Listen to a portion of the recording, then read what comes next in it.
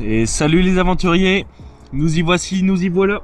Après énormément d'attentes, de recherches pour aller chercher ce dream, ce rêve, on ouvre.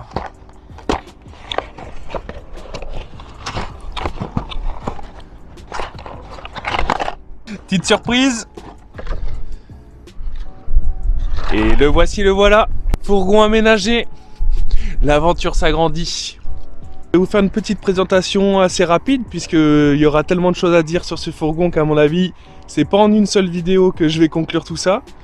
Je suis allé le chercher il y a environ 2 semaines. Depuis, j'ai fait en modification extérieure, c'est surtout retirer un petit peu tous les autocollants hyper visibles, hyper bling bling, vert pomme, bleu, machin. Voilà, je préférais être un peu plus discret. Donc c'est vraiment quelque chose que j'ai fait en priorité. Avant même de pouvoir faire des vidéos ou des choses comme ça, je pouvais pas faire autrement. Et aussi très important pour moi, ce sont les vitres fumées, afin d'éviter qu'on voit tout l'intérieur de mon mini chez moi. Voilà, toutes les vitres, surtout qu'il y en a un paquet. Ouais, il y en a un paquet. Et puis après 2-3 petites bricoles, hein, des peintures, des choses un petit peu plus modernes. Et il y en aura encore beaucoup. Maintenant, je me concentre un peu plus surtout sur l'intérieur que je vais vous faire visiter. Bon, ça, c'est l'intérieur, côté transporteur. Donc ici, un Fiat Ducato. C'est un petit peu le bordel, hein, sandwich, tout ça, parce que je fais ça entre deux. Je vais bientôt retourner travailler. Donc voilà, c'est du basique, c'est du fiable, c'est du connu. Ça vous emmène au bout du monde. Moi, c'est parfait. Partie transporteur, pas de chichi. En plus c'est confortable, donc vraiment top du top. Je suis hyper content, les couleurs, tout ça, bleu, c'est sympa. On va surtout passer à ce qui nous intéresse le plus. Bon, c'est parti pour la partie cabine. Soyez les bienvenus dans le refuge. Ici, c'est la magie, c'est digne d'un palace. On commence directement avec la partie cuisine. Une partie cuisine de 4-5 personnes, hein, puisque ici les sièges viennent à se retourner. Ce qui nous fait vraiment un espace de vie absolument fantastique. Hein. C'est très grand, avec des fenêtres, un toit panoramique, et puis surtout une vue voilà, sur le paysage que l'on vient choisir. C'est vraiment hyper agréable. Ici on a la cuisine avec plaque de cuisson. Tous les rangements, en haut, en bas, il y en a vraiment partout. On va même avoir un frigo. Frigo, franchement, de taille hyper acceptable et raisonnable, hein. Il y a de quoi faire. Hein. Espace dodo. Normalement, le matelas. Matelas que j'ai retiré pour éviter de l'abîmer pendant que je fais toutes ces rénovations. Ici, on a un 90. Toujours avec des fenêtres partout, ça c'est super. C'est vraiment super, il y en a vraiment de tous les côtés. En haut, en bas, à droite, à gauche. Dernière partie, voilà, salle d'eau. Toilette, salle de douche, et puis évier.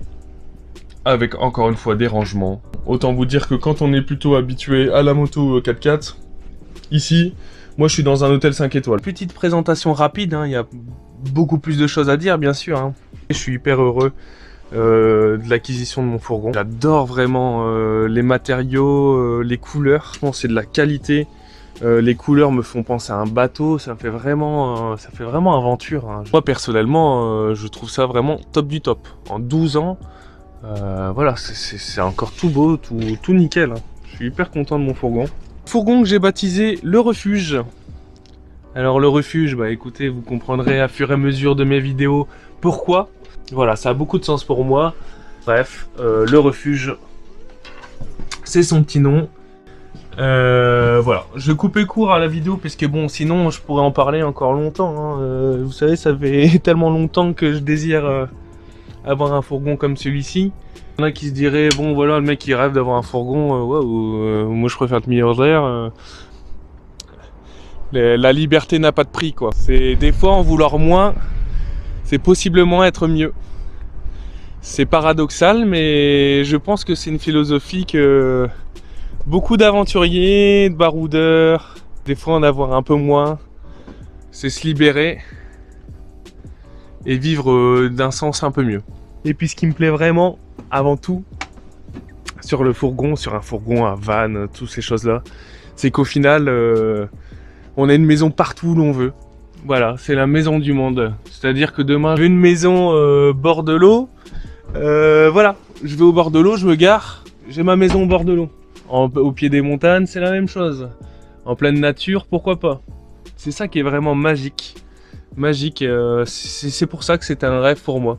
Je vous invite à vous abonner si jamais ça peut vous intéresser. Intéressé de voir un petit peu l'évolution des choses, hein, que ça soit en modification, aussi en astuces, et pourquoi pas apprendre, hein, apprendre sur un faucon, pourquoi pas pour envisager vous-même d'en acheter un par la suite.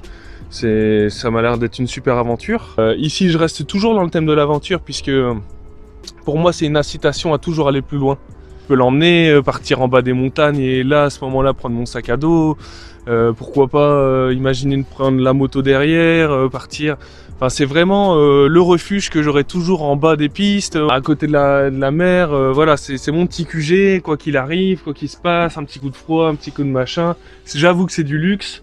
Mais voilà, après chacun fait comme il le sent, et puis moi c'est comme ça que ça va se passer. Allez, je vous laisse, à bientôt pour des prochaines aventures, à plus.